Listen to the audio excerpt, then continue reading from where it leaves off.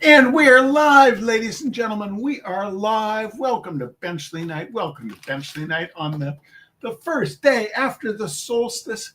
Oh, gosh, am I glad. Am I glad that we are past the solstice?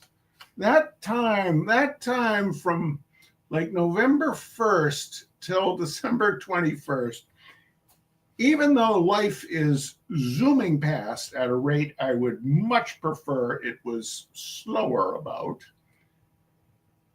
from November 1st until December 21st, that's about as slow as it gets.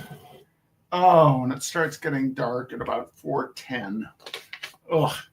Anyway, nice to be here, ladies and gentlemen. We have 4 people watching. We have 4 people watching. We have 2 cats narcotized over by the wood stove right there. I forgot to turn the light off in the kitchen, so it's very bright back there. Sorry about that. Anyway, the holidays are upon us. The holidays are upon us, and what joy that brings. Now, as you know, our good friend Robert Benchley, the great humorist of the 20th century, in my opinion. I was just reading something about the Algonquin Round Table today, and I forget who the members of it were. There was one guy who was bald, and another member of the Round Table sat down next to him and put his hand on the guy's head and said, "Oh, your head is just as soft and round and polished and bare as my wife's behind." And the fellow reached up and touched his hair and said, "So it is. So it is." They were very funny, those Algonquinian round tablers. Anyway, it is time for tonight's reading. Now, this was not read in our household. In our household, the holiday Robert Benchley that was read was Edith's Christmas Burglar. And I have read Edith's Christmas Burglar the last 4 years that I've been doing these. And I figure that's enough Edith's Christmas Burglar for at least a little while. Now, for those of you who do not have anything to do on Christmas Eve or Christmas night, at 7:45 p.m. those 2 nights, we will be having the ceremonial reading of the Bird's Christmas Carol, parts 1 and parts 2. Hi, Martha Rowley. Yes, Harpo Marx was indeed. He was indeed one of the Algonquin Round Tablers. And yes, Martha, received today. Appreciate it. Anyway, so at 7:45 p.m. on December 24th and December 25th will be parts 1 and 2 of the Bird's Christmas Carol, my mother's favorite lugubrious Victorian children's story. Poor little Carol Bird. She had all the wealth in the world, but she did not have her health. The Ruggles in the rear, on the other hand, were very, very hale and hearty, but they did not have her sophistication. So you'll need to join us. Anyway, without further ado, let us immediately step into Christmas Afternoon by Robert Benchley. Now, we will be reading all of the list of the supporters at all the liberal snowplowing do-gooders at the end of the reading, complete with unidentified unglet in a can. All right, Christmas Afternoon, done in the manner, if not the spirit, of Charles Dickens. What an afternoon, what an afternoon. Mr. Gummidge said that in his estimation, there never had been such an afternoon since the world began, a sentiment which was heartily endorsed by Mrs. Gummidge and all the little Gummidges, not to mention the relatives who had come over from Jersey for the afternoon. In the first place, there was the ennui. And such ennui it was, a heavy, a heavy, overpowering ennui, such as results from participation in 8 courses of steaming, gravied food, topping off with salted nuts, which the little old spinster Gummidge from Oak Hill said she never knew when to stop eating, and true enough, she didn't. A dragging, devitalizing ennui, which left its victims strewn about the living room in various attitudes of prostration, suggested of those of the petrified occupants in a newly unearthed Pompeian dwelling, an ennui which carried with it a retinue of yawns, snarls, and thinly veiled insults, and which ended in ruptures in the clan spirit serious enough to last throughout the glad new year. Oh, and then there were the toys. 3 1/4 dozen toys to be divided among 7 children. Surely enough, you or I might say, to satisfy the little tots.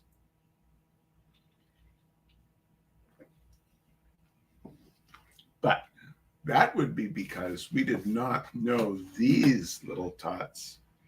In came baby Lester Gummidge, Lillian's boy, dragging an electric grain elevator, which happened to be the only toy in the entire collection, which appealed to little Norman, 5-year-old son of Luther, who lived in Rahway. In came curly-headed Effie, in frantic and throaty disputation with Arthur Jr. over the possession of an articulated zebra. In came Everett, bearing a mechanical, let's see, we need to change this word, bearing a mechanical arthropod, which would no longer dance owing to a previous forcible feeding by the baby of a marshmallow into its only available aperture. In came Folensby, teeth buried in the hand of little Ormond, who bore a popular but battered remnant of what had once been the proud false bosom of a hussar's uniform. In they all came, one after another, some crying, some snapping, some pulling, some pushing, all appealing to their respective parents for aid in their intramural warfare. Oh, and the cigar smoke.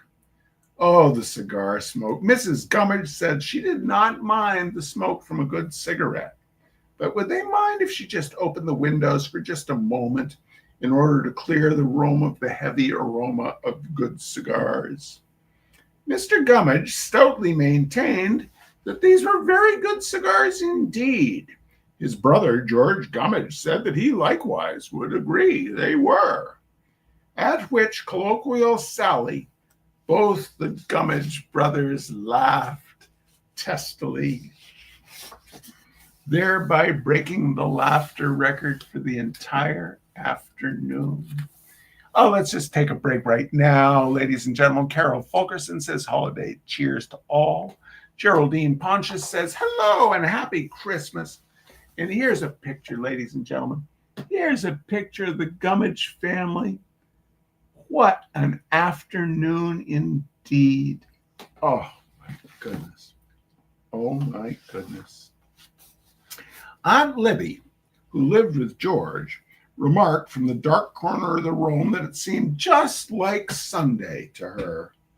An amendment was offered to this statement by the cousin who was in the insurance business, stating that it was worse than Sunday. Murmurings indicative of his hearty agreement with this sentiment as their lethargy would allow came from the other members of the family circle, causing Mr. Gummidge to suggest a walk in the air to help settle their dinner. And then arose such a chorus of protestations as has seldom ever been heard. It was too cloudy to walk. It was too raw. It looked like snow. It looked like rain. Luther Gummidge said that he must be starting along home soon anyway, bringing forth the acid query from Mrs. Gummidge as to whether or not he was bored. Lillian said that she felt a cold coming on and added that something they had had for dinner must have been undercooked. And so it went back and forth and back, up and down and in and out until Mr. Gummidge's suggestion of a walk in the air was reduced to a tattered impossibility, and the entire company glowed with ill humor. In the meantime, we must not forget the children. No one else could.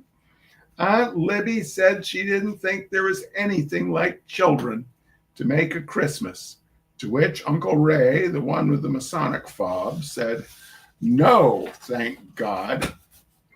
Although Christmas is supposed to be the season of good cheer, you or I, for that matter, could not have told from listening to the little ones but what it was the children's Armageddon season, when nature decreed that only the fittest should survive in order that the race might be carried on by the strongest, the most predatory, and those possessing the best protective coloring.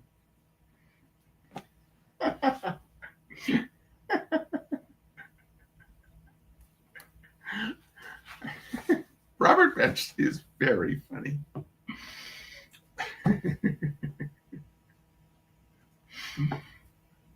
Although there were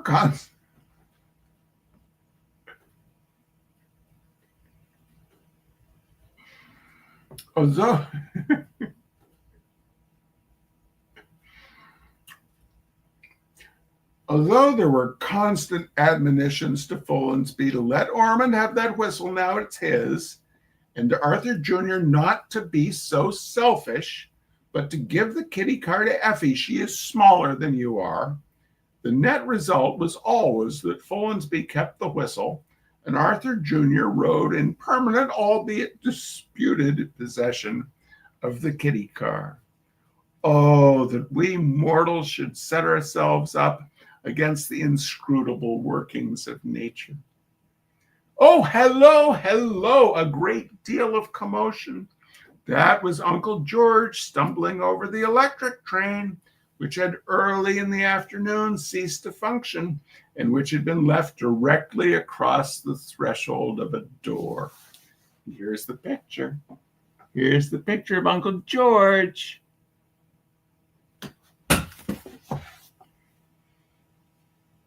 And a great deal of crying. That was Arthur Jr. bewailing the destruction of his already useless train, about which he had forgotten until this present moment. A great deal of recrimination. That was Arthur Sr. and George fixing it up. And finally, a great crashing. That was baby Lester pulling over the tree on top of himself, necessitating the bringing to bear of all of Uncle Roy's knowledge of forestry in order to extricate him from the wreckage. And finally, Mrs. Gummidge passed the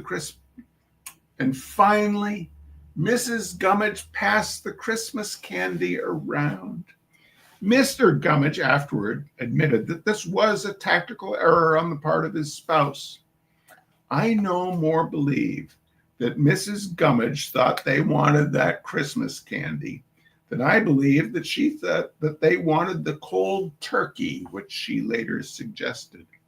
My opinion is that she wanted to drive them home. At any rate, that is what she succeeded in doing. Such cries there were as, "Ugh, don't let me see another thing to eat," and "Take it away." Then came hurried scramblings in the coat closet for overshoes. There were the rasping sounds made by cross parents when putting wraps on children. There were insincere exhortations to come and see us again soon and to get together for lunch sometime. And finally, there were the slammings of doors and the silence of utter exhaustion, while Mrs. Gummidge went about picking up stray sheets of wrapping paper. And as Tiny Tim might say in speaking of Christmas afternoon at an institution, God help us, everyone. Oh, that's such a good story, ladies and gentlemen. That is such a good story. It's only 8:02, however. Why don't we have one more? Let's have one more, Robert Benchley. I've read this one before, but it's the very next one, and I recollect it being pretty brief. Oh, no. Oh, my goodness. Oh, next year we'll have a Christmas spectacle, but that's the story after the story I was just going to read. The story I was going to read is the Benchley-Whittier correspondence. Old scandals concerning the private life of Lord Byron have been revived with the recent publication of a collection of his letters. One of the big questions seems to be, did Byron send Mary Shelley's letter to Mrs. R.B. Hopner? Everyone seems greatly excited about this. Lest future generations be thrown into turmoil over my correspondence after I am gone, I want right now to clear up the mystery which has puzzled literary critics over the last 30 years. I need hardly add that I refer to what is known as the Benchley-Whittier correspondence. The big question over which both my biographers and Whittier's might possibly come to blows is this. Did John Greenleaf Whittier ever receive the letters that I wrote to him in the late fall of 1890? If he did not, who did? And under what circumstances were they written? I was a very young man at the time, and Mr. Whittier was naturally very old. There had been a meeting of the Save Our Songbirds Club in Old Dane Hall, now demolished, in Cambridge, Massachusetts. Members had left their coats and hats in the check room at the foot of the stairs, also now demolished. In passing out after a rather spirited meeting, during the course of which Mr. Whittier and Dr. Van Bloorcombe had opposed each other rather violently over the question of Baltimore Orioles, the aged poet naturally was the first to be helped into his coat. In the general mix-up, there was considerable good-natured fooling amongst the members as they left, relieved as they were from the strain of the meeting. Whittier was given my hat by mistake. When I came to go, there was nothing left for me but a rather seedy gray derby with a black band containing the initials J.G.W. As the poet was visiting in Cambridge at the time, I took the opportunity next day to write the following letter to him. Cambridge, Massachusetts, November 7th, 1890. Dear Mr. Whittier, I am afraid that in the confusion following the Save Our Songbirds meeting last night, you were given my hat by mistake. I have yours, and I will gladly exchange it if you will let me know where I may call upon you. May I not add that I am a great admirer of your verse? Have you ever tried any musical comedy lyrics? I think that I could get you in on the ground floor in the show game, as I know a young man has written several songs which E.E. Rice has said he would like to use in his next comic opera, provided he can get words to go with them. But we can discuss all this at our meeting, which I hope will be soon, as your hat looks like hell on me. Yours respectfully, Robert Benchley. I am quite sure that this letter was mailed, as I find an entry in my diary of that date, which reads, mailed a letter to J.G. Whittier, Cloudy, and cooler. Furthermore, in a deathbed confession some 10 years later, one Mary F. Rourke, a servant employed in the house of Dr. Agassiz, with whom Whittier was bunking at the time, admitted that she herself had taken a letter bearing my name in the corner of the envelope to the poet at his breakfast the following morning. But whatever became of it after that, after it fell into his hands, I received no reply. I waited 5 days, during which time I stayed in the house rather than going out wearing the Whittier gray derby. On the 6th day, I wrote him again as follows. Cambridge, Massachusetts, November 14th, 1890. Dear Mr. Whittier, how about that hat of mine? Yours respectfully, Robert C. Benchley. I received no good answer to this either. Concluding that the good gray poet was either too busy or too gosh darn mean to bother with the thing, I myself adopted an attitude of supercilious unconcern, and I closed the correspondence with the following terse message. Cambridge, Massachusetts, December 4th, 1890. Dear Mr. Whittier, it is my earnest wish that that hat of mine, which you are keeping, will slip down over your ears someday, interfering with your vision to such an extent that you will walk off the sidewalk into the gutter and receive painful, albeit superficial, injuries. Your young friend, Robert C. Benchley. Here the matter ended, so far as I was concerned, and I trust that biographers in the future will not let any confusion of motives or misunderstanding of dates enter into a clear and unbiased statement of the whole affair. We must not have another Shelley Byron scandal. All right, ladies and gentlemen, thank you for joining us for Benchley Night tonight. Thank you so much, and thank you also to our sponsors, the liberal snow plowing do-gooders, namely, are you ready? The unidentified unglet is ready. Ms. Carol Burning, who just today, ladies and gentlemen, purchased her very first Charles Hunter painting. Thank you, Carol Burning. Kate Fry. Rhea Bruns, who also today purchased a Charles Hunter painting. Thank you, Rhea Bruns. Ann Cousins. Lizzie Grosso. Nancy Bass. Nancy Flanagan. Christina Stockman. Busy Graham. Catherine Fisher. There we go. Sorry. Catherine gets 2. Nancy Radzik. Deborah Lovett. Susan McNeil. Marlon Gibson. Terry Widener. MJ Brush. Jean Fry. Helen Sixek. Sonia Jackson. James Gilbraith. Jeb Hart. Cindy Baker. John T. Wilhelm in Omaha, Nebraska. Elizabeth Swartz. Martha Rowley. S.A. Dalton.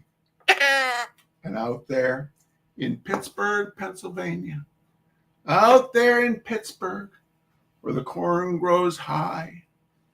It's an elephant's eye in late July, but it's December. So right now, just staring through the corn stalks, my very, very, very tall cousin, Mr. Nat Hunter, his wonderful wife Elise, and their wee little dog, Ginger.